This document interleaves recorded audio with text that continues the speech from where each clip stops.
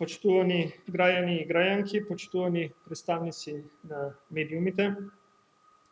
Денес во Собранието на Република Северна Македонија сведочевме на уште еден чин на оттуџеност на владеачкото мнозинство од реалноста во која живеат граѓаните.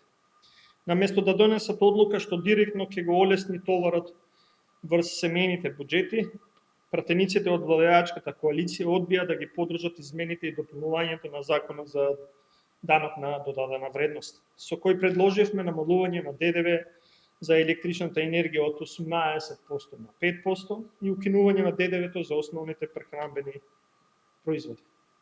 Ова беше можност да се стави крај на скапотијата, да се намалат трошоците, да се растоварат семејните буџети. Но владеачкото мнозинство избра да ја продолжи својата политика на игнорирање на реалноста и да покажува негрижа за граѓаните. Во време кога цените на храната растат без контрола, кога електричната енергија стана најскапа во регионот, кога граѓаните се принудени да живеат во постојаната неизвестност за наредниот месец, мнозинството ги отфрли конкретните мерки што веднаш ќе значеа помали сметки за струја и поевтина храна. Со предложените измени и дополнување на законот за ДДВ предвидовме одржливи решенија. Намалувањето на ДДВ-то за струјата ќе значеше 13% пониски сметки за над 600.000 домаќинства. За сметка од 3.000 денари граѓаните ќе заштедеа најмалку 400 денари месечно, а за повисоки сметки заштетата ќе беше уште поголема. Истото важи и за прехранбените основни производи. Намалувањето на ДДВ-то од 5% на 0% ќе значеше директно поевтинување на храната.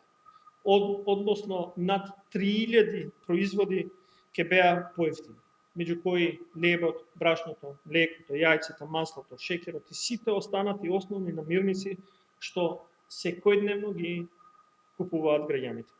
Но наместо поддршка за граѓаните, гледаме политички калкулации. Имаме отфрлање на предлози кои што може да направат позитивна разлика во секојдневниот живот.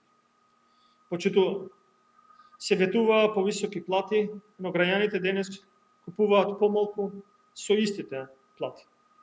Се ветуваше енергетска независност, а ние увезуваме повеќе струја. Се ветуваше подобар живот, а денес едно семејство треба да издвои 2,9 минимални плати за да ја покрие потрошувачката кошница од 63.773 денари. Денешното гласање во Собранието покажа дека владеачкото мнозинство нема политички сензибилитет за социјална правда и економска рационалност. Не ги интересира дали граѓаните ќе плаќаат повисоки сметки за струја, дали храната ќе продолжи да поскапува и дали семејните буџети ќе продолжат да се празнат. Но ние нема да кренеме раце, остануваме на страна на граѓаните. СДСМ ќе продолжи да политички се бори за системски решенија за замрзнување на цените на основните производи, за фиксни маржи што ќе спречат злоупотреби, за итна примена на законот за нефер трговски практики, за поевтин зелен картон и за зголемување на платите преку замрзнување на придонесите. Благодарам на вниманието.